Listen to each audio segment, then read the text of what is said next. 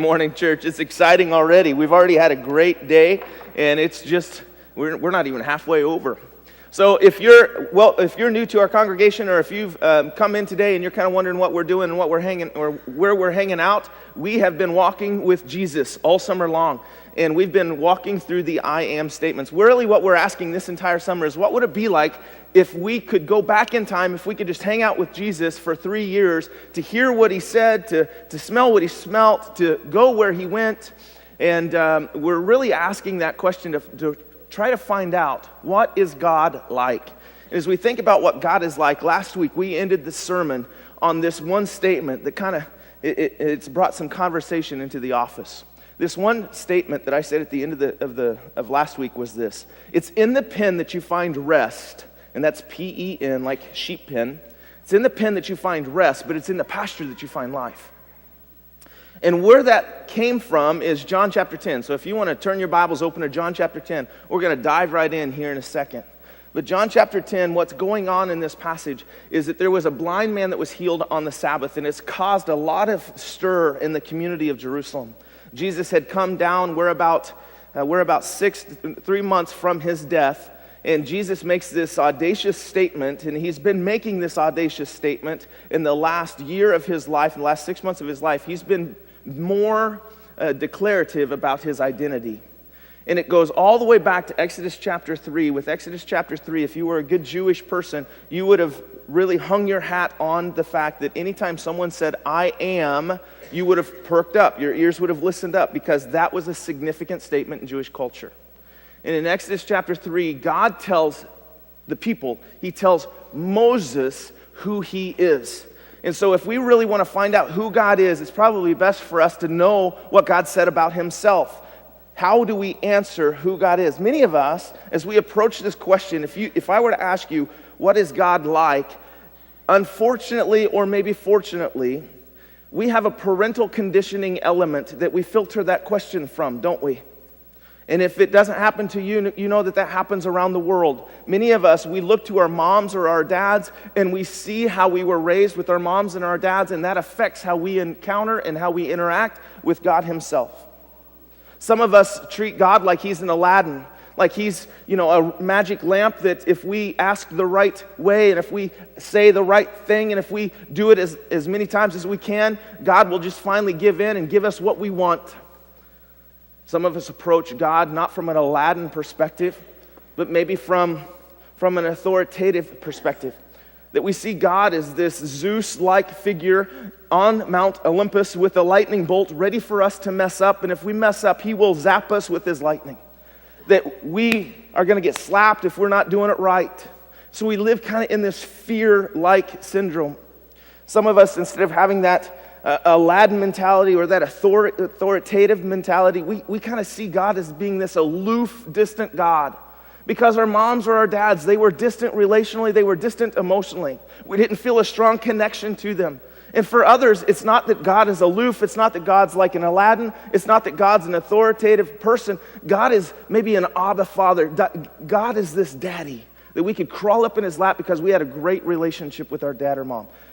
Unfortunately or fortunately, many of us approach this question about who is God, what is God like, by the way that we were raised.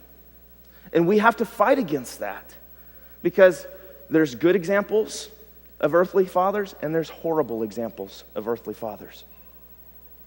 And instead of us leaning on our moms or our dads to determine who God is or what God is like, maybe it's best for us to lean into what God says about himself. And the very first of those is Exodus 3, when God says to Moses, who Moses then said to Pharaoh, who he then said to the Israelites, here's how you describe who I am. I am that I am. You cannot explain me. You cannot dissect me. You cannot intimidate me. You cannot XYZ. And for every who am I question that we face in life, God answers, I am. In all of our deficiencies, God is sufficient. And that's what we've been walking through this entire summer, is leaning into those I am statements. And if we want to know who God is like, we have to know who Jesus is, because Jesus is God. And he says that very declaratively in the whole Gospel of John. John paints a different portrait than the rest of the Gospel writers paint. John says right from the very beginning, in the beginning was the Word, and the Word was with God, and the Word was God. And John says in his synoptic that I am, Jesus saying I am, is like Jesus saying I am God. Because Jesus is God. And for the last 4 or 5 weeks, we've been looking at these I am statements. Jesus said, I am the bread of life. Jesus said, I am the light of the world. And last week we saw that Jesus said that he was the gate or the door. This week we're looking at Jesus being the shepherd. And this story that we're in is very much the same story. It's John chapter 10. It comes right on the heels of the statement from last week when Jesus said, I am the gate. He finishes John chapter 10, verse 10. The thief comes to steal, kill, and destroy, but I have come that you may have life. And then he goes right into verse 11. I am the good shepherd. But last week we stopped on this statement. In the pen, you'll find rest, but in the pasture, you'll find life. I asked Dylan if I could say this, because he was the one that brought it to me. He brought it to me about 2 hours after I preached last week. We play softball on the same team, and we were in the dugout, and he goes, you know, that sermon that you just preached, yeah? He said, it's got me messed up. I'm curious. Where's the pen? I said, that's a great question, Dylan.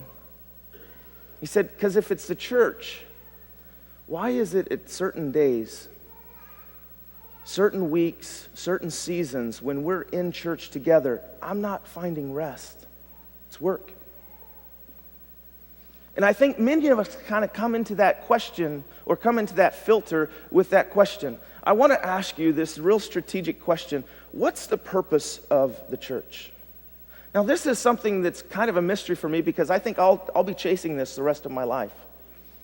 When I was first hired here at Rising Sun, many times over, Dave and I would have conversation about what's the purpose of the church? What's the reason for the church? That night around a campfire with some family, I asked the question. I just kind of threw the grenade pin out and launched it, and I said, what's the purpose of the church? Why? And I know some of those answers are starting to kind of rattle around in your head, and you're starting to wonder, how would I answer that? Here are some of the answers that I heard this week.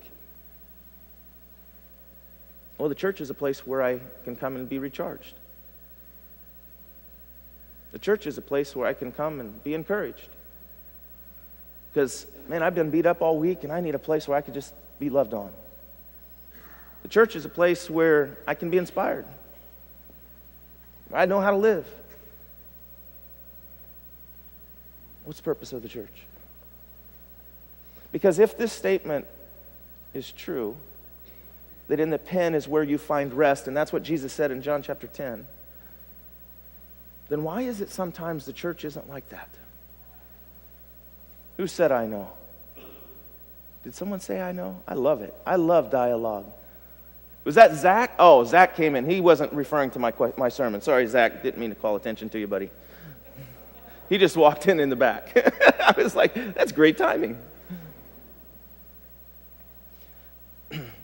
See, I think sometimes we have this idea that the church is for me.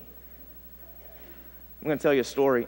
We raised sheep when I was a kid. Grew up on a farm, had about 800 acres that I could run the hills with anytime I wanted to. Many of you have heard this before, but I was really blessed as a child. I had the benefit of living between both sets of grandmas and grandpas. My dad's mom and dad lived half a mile south. My mom's mom and dad lived a mile north. We were right on top of the hill in between both of them. I could ride my bike to either set of grandparents and just hang out all day long. My mom was a stay-at-home mom, so I got to spend a lot of time with mom, with my brothers, and with my sister. We lived on a farm, so we had a lot of work, a lot of chores, a lot of things that we constantly had to do. Animals needed taken care of. We were in 4-H, so you find a project. How many of you were in 4-H? Okay? So many of you probably had the benefit of knowing what it was like to take care of an animal. The animal that we chose to take care of, because it was a little easier to take care of, was a sheep.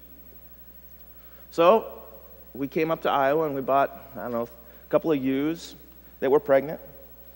And in the springtime, they dropped their little babies. I can't remember what the sheep babies' name, lambs. There it is. See, it's harder than you think sometimes talking, because you're like, where'd that word go? Ah! Yeah, it gets better. Yeah, thanks. You're an encourager. So lambs were dropped, and of course we knew that we had to take care of the lambs. And that means more than just feed and water. And because they were new and cuddly, we decided, I'd heard somewhere in the 4-H program that the more you walk your lamb, the better it is at fair. Putnam County Fair was the third largest fair in the state of Missouri, so we had a really big showing, and I wanted to make sure that my lamb did well. So when I went to Grandma and Grandpa's house, at first, I put a little harness on the lamb, and we started walking, and we'd go, and she would go with me every time I went. If I went to Grandma's to the south, she came with. If I went to Grandpa's on the north, she would go with. And there were a couple of hills that we had to go through, and I knew that this would be good for the lamb. We weighed in the springtime to see what the weight was, and then in the fall, we'd come in to see what it weighed in the fall. And by the time the fair came around in September, no joke, I could walk around the pen when we were doing showing without even touching the animal, and this lamb would walk beside me. She stayed right beside my hip. I mean, I was the showman of the year. I got the trophy to prove it. I should have brought it up here to show you. But I was the showman of the year because I didn't have to do anything for that animal. When you're supposed to get down and tickle the belly so that the loins come up, yeah, I could, if I knelt down like this and I started tickling, she'd do that, but she'd turn and look at me because she was wondering, what are you doing down there? I love this lamb. And I was a farm kid. I knew what was going to happen to these animals. At the end of the fair time, I got showman of the year. I got reserve champ, and not only that, but when we went to auction, which I didn't really understand the auction part because this is the first experience for me in 4-H.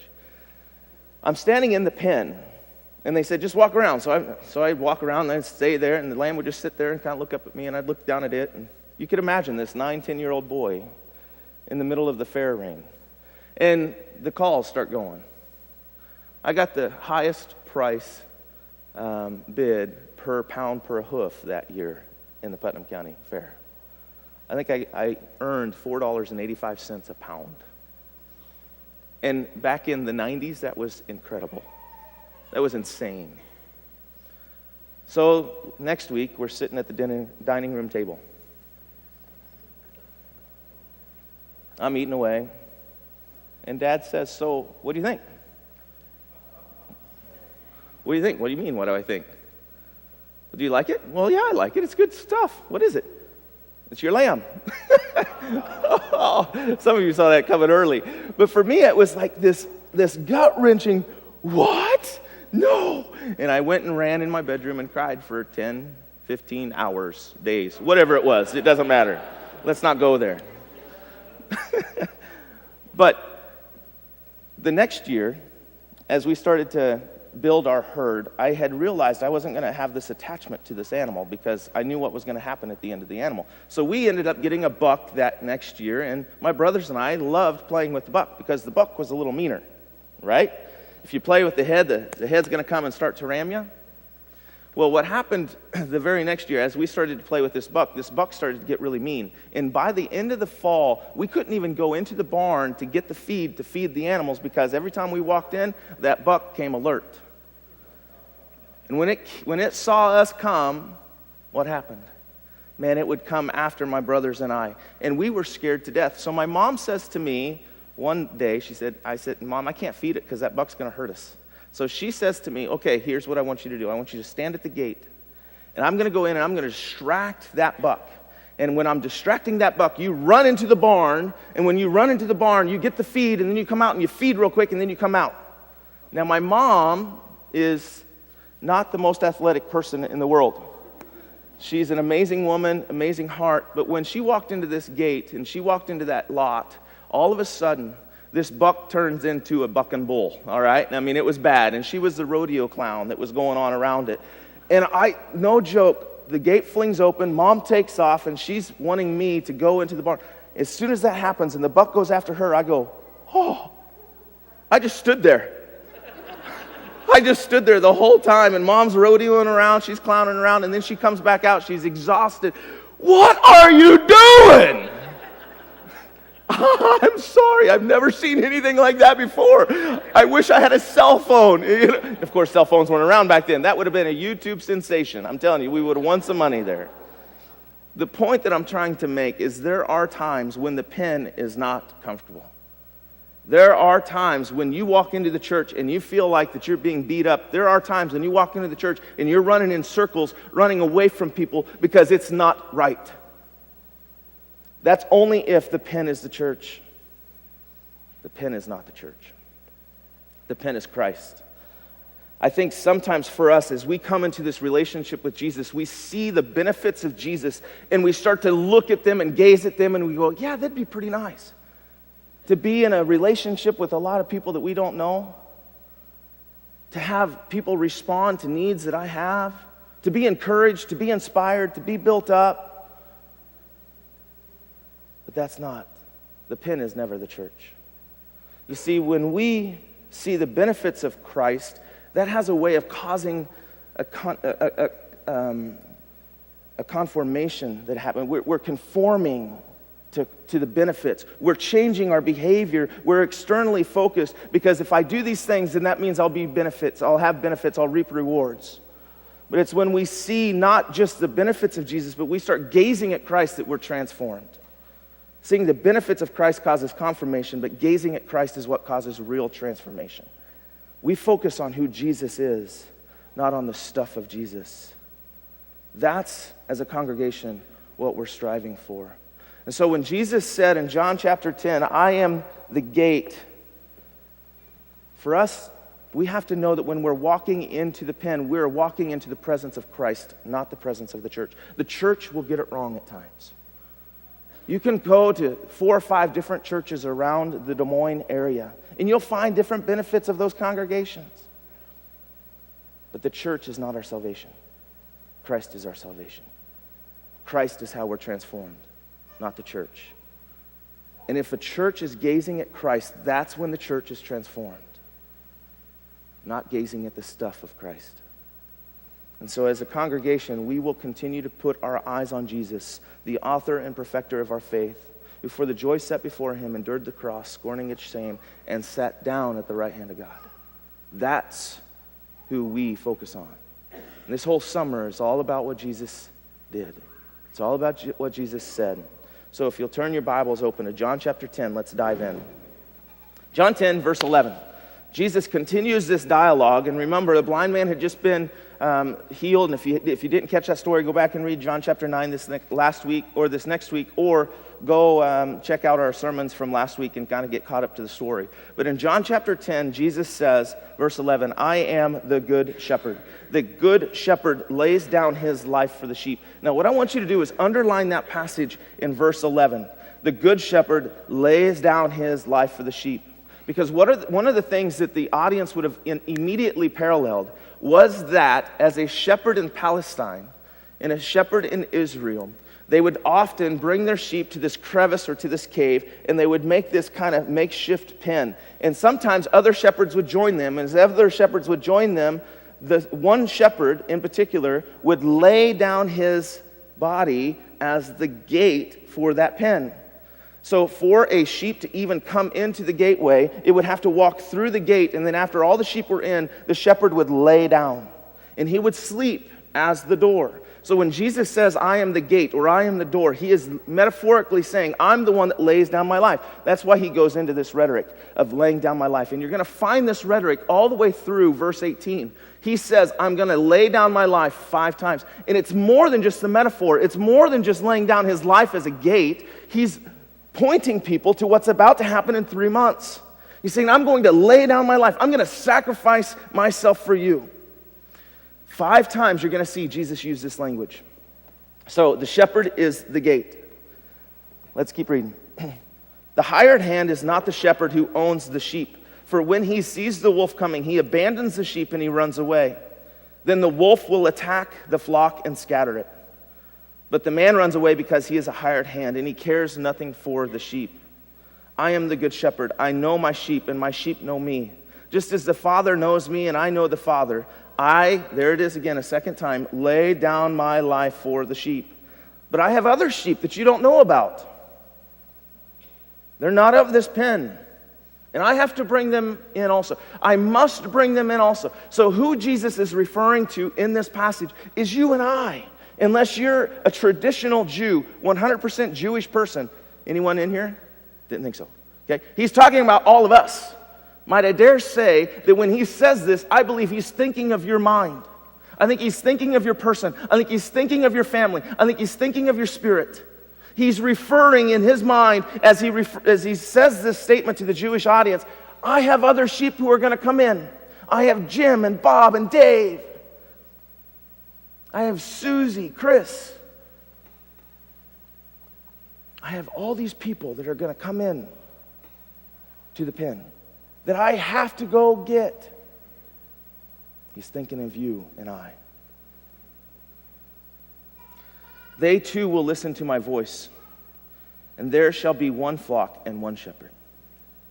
The reason my Father loves me is, there it is again, a third time, I lay down my life, only to take it up again. No one takes it from me, but I lay it down on my accord. I have the authority, here it is again, the fifth time, to lay it down and the authority to take it up.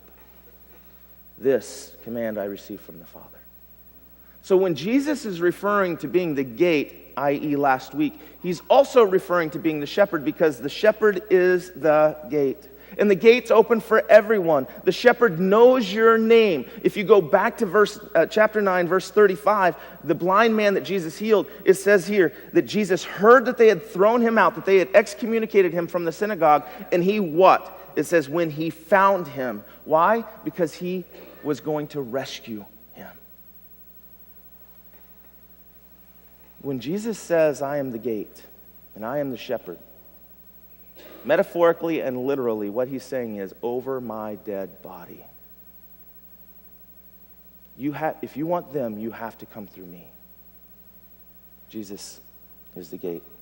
I want you to turn your Bibles to a familiar psalm. Because as the readers heard this rhetoric, as they started to hear that Jesus said, I am the shepherd, immediately many of them would have gone back to Psalm 23. And it's one that all of us know. We've heard it many times over from the time that we were little kids, knee-high to a grasshopper. You don't even have to be a follower of Jesus. You don't even have to be a believer to have heard and be familiar with this passage. Psalm 23, but we're going to read it slow. We're going to read it like it's the first time we've ever heard it. Psalm 23, David writes this. The Lord is my shepherd. I shall not be in want. He makes me to lie down in green pastures. He restores my soul. He leads me beside quiet waters. He guides me in paths of righteousness for his name's sake. Even though I walk through the valley of the shadow of death, I will fear no evil. For you are with me. Your rod and your staff, they comfort me. You prepare a table before me in the presence of my enemies. You anoint my head with oil, my cup overflows. Surely goodness and love or mercy will follow me all the days of my life, and I will dwell in the house of the Lord forever.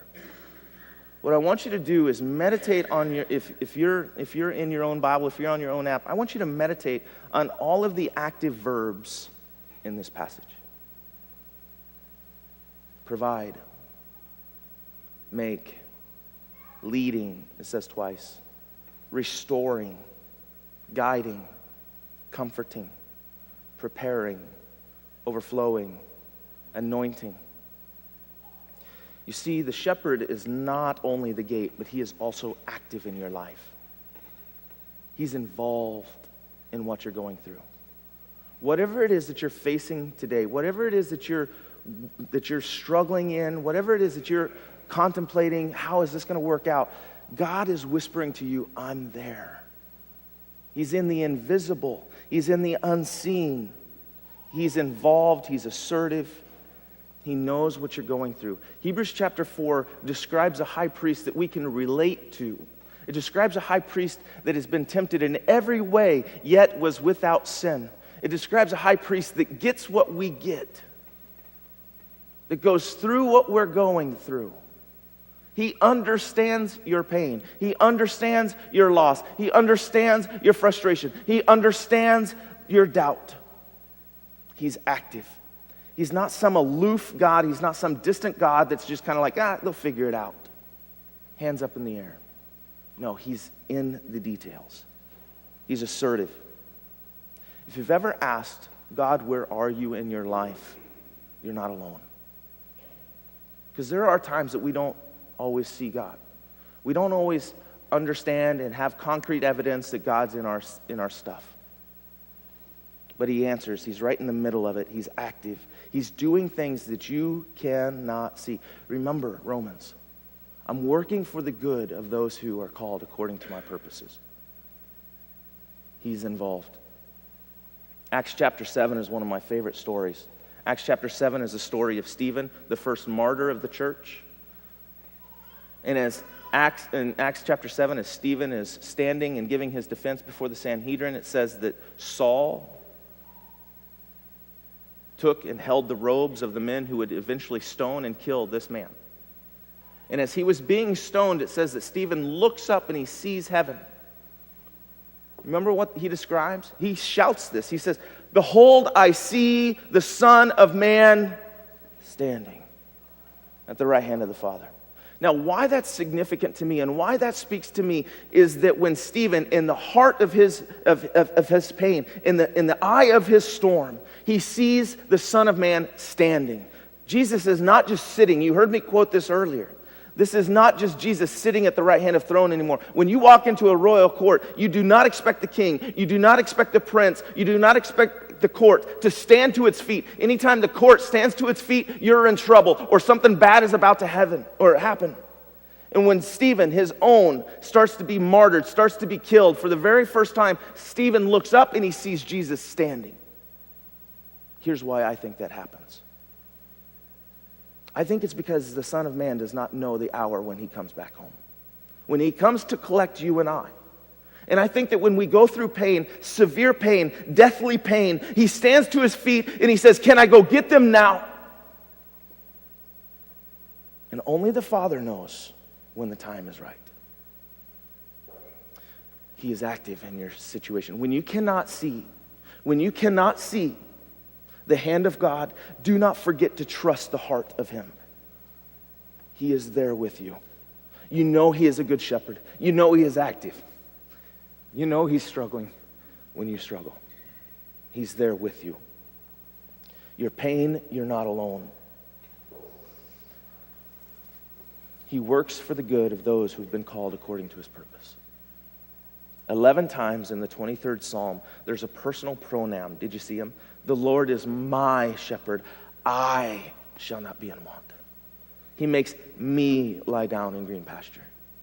He restores my soul. 11 times this is personal. This is not some vague group, flock shepherd. He knows you. You are his. He calls you by name. And that's the other thing that we see about the shepherd. Not only is the shepherd the gate, not only is he active in your situation when you can't see him, he's also very personal. He knows who you are. He's actively pursuing us. He names the sheep as they come in. He loves you, just like I loved that little lamb when I walked with him, with her. That's the sort of relationship that Jesus has with you. You are not just some creation that he doesn't care about. And I'm going to be completely transparent here. I'm going to loosen my collar. This one's hard for me to understand. Because I've done things that I just don't know if God can really love. I've done things that I just think that, man, I'm above the grace. There's no way that God can love me. I don't deserve to be in his presence. But it's in those moments where I stop and I think, am I more than God? Am I more significant than God? Am I God himself, that I might be able to determine what I can be forgiven for and what I can't be forgiven for? If you start to play that game, that you don't deserve the grace of the Father, what you're doing is you're elevating yourself to his chair. God has said that he will redeem you, that he will cast your sin as far as the east is from the west. There is nothing that you can do that will separate you from the love of the Father. The other issue that I have with this is sometimes I kind of compare myself to other people, and I'm thinking, well, yeah, of course God loves me. Because of him, because of her. See, that's self-righteousness. And when you're self-righteous, you have no self-evaluation. When you're comparing yourself to others and not to the cross and not to the Christ, you constantly will be put above other people. And so the love of God is always in question for you. See, the love of God is never in question. He loves you and he calls you by name. Why? Because the shepherd is personal. Let that soak in. Think about all the other gods that we know about. All the other gods that we know about, they have no personal interest in people. They're distant, they're general, they're not the great I am. In other religions, if you want a kind of relationship that's personal, you do the work. In this faith, Jesus did the work. If Jesus were here today, and I've said it many times over, I believe many of us would take out a restraining order to keep him away from us. Because that's how crazy in love he is with you. And he's constantly showing you that. So, what's it mean if the great shepherd is the gate and if he's active and it's personal? How is that seen? Where is that? Where is it that Jesus is active? Where is it that Jesus is personal in your life? How is it that Jesus is active and personal in your life? I had a close friend of mine make this for me. I keep it in my office as a reminder of the relationship, but also as a reminder of who he is and what he does. His name was Marshall Warner, and Marshall just recently lost his wife. He's 92 years old. Marshall lives by a river, and he still cuts his own wood for the fire every winter. He has more cords of wood around his house than any of you do, I promise you. He's constantly working. Great man. He made this for me when I left Kimball. He wanted me to have it just as a reminder of what it was like to be a shepherd.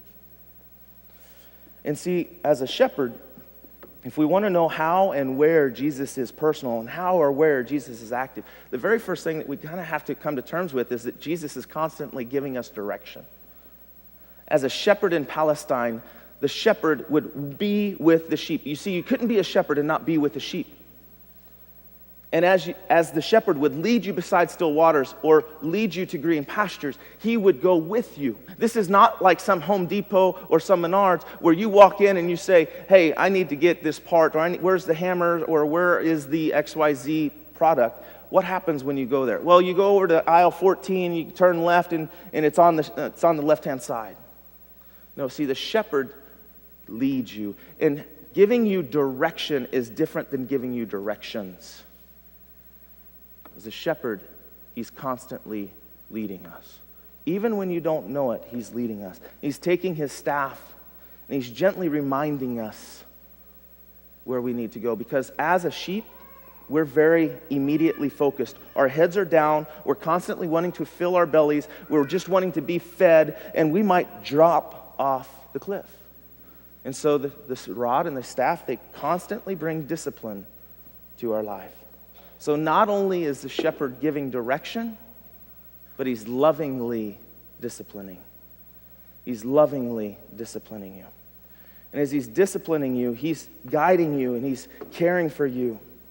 But he's also providing defense for you. You see this rod, it says your rod and your staff. I love when you start to see some of David's rhetoric in the Samuel books, in the books of Samuel. It says, when David came to fight Goliath, the King Saul says, who are you and what are you doing? What do you mean you want to go fight this giant of a man? Remember what David's response was? David said, see, you don't understand, King. I'm a shepherd.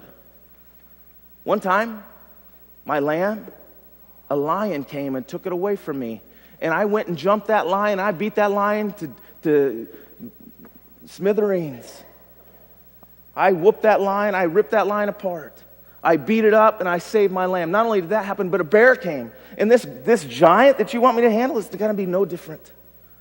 So the rod and the staff, the shepherd, he provides defense. It's kind of like having wicked bow staff skills, right? You're constantly evaluating, you're beating off the enemy. The shepherd is there to provide defense for you. Wolves and foxes and predators, those are the real enemy. Not people, not your situations, not your circumstances, but the tools of the shepherd are that they provide defense. The other thing a shepherd does is, as he's providing defense, is that he does not run away when the wolf shows up. See, he knocks those fangs out of that wolf for you. Whatever it is that you're facing, whatever your enemy is, that the enemy, evil, he's already defeated. He's kicked it right in the mouth. And that wolf has nothing on you. It's just a big gummy puppy dog. See, God uses rescued people to rescue people. He's not going to run away when the wolf shows up. When evil shows up, he's not going to get going. He's already made the wolf defenseless in your life. Another thing that the shepherd does is he provides direction, he provides defense, but he lovingly disciplines. Your rod and your staff, they bring me comfort. You see, it kind of guides, and he loves you so much that he'll either let you feel the consequence and the condemnation of your sin or the comfort of his rod. As you evaluate the world, do you think this world would be a better place if people were disciplined more, or a better place if they were disciplined less? Man, I've been in the situations, I've been in the supermarkets where I've made my wife run away because of my comments. We've forgotten what it's like to discipline children. Now, I am not talking about disciplining mistakes. I'm not talking about abuse. I'm not talking about smacking just to smack. But a loving father disciplines their children. The father will let you feel the sting of sin so that you might be corrected in your walk and your behavior. Nope, don't go off this cliff. Nope, don't do that. Nope, don't go down that rock. Nope, let's not go this way. Even though it looks really green there, it turns into drought.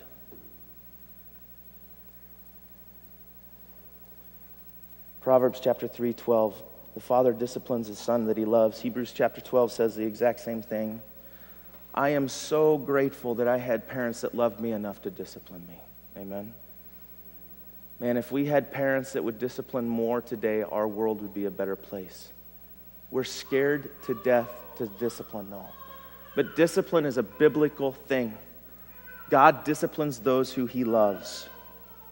There's strategy in that discipline.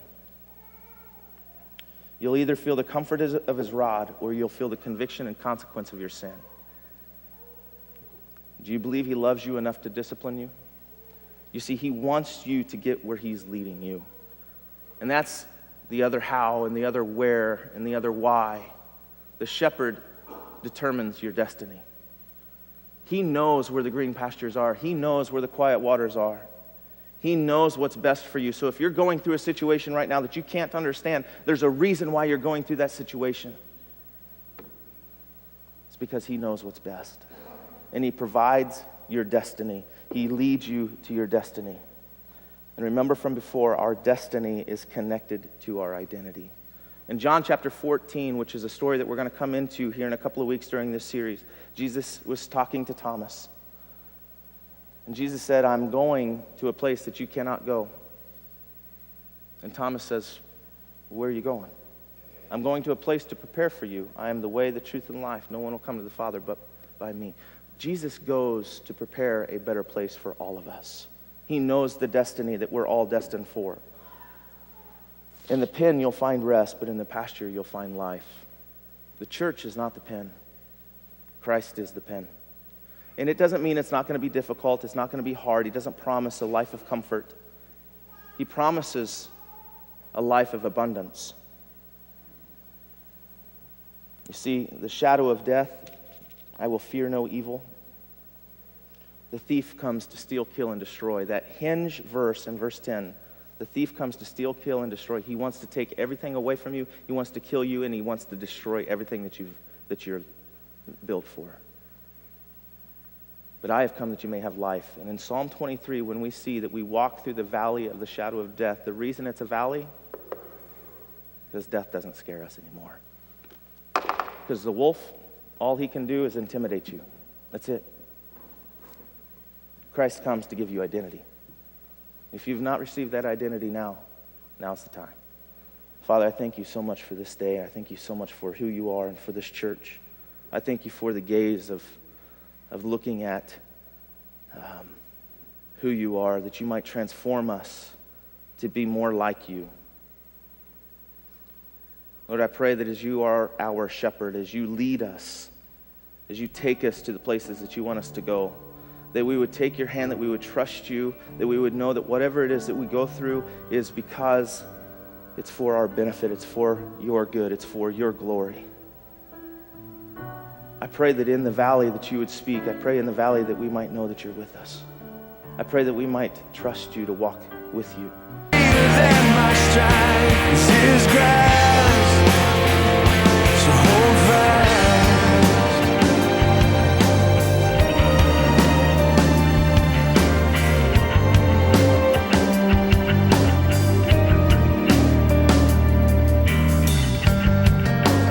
Will this season never pass? Can we stop this ride? Will we see the sun at last? Or could this be our life?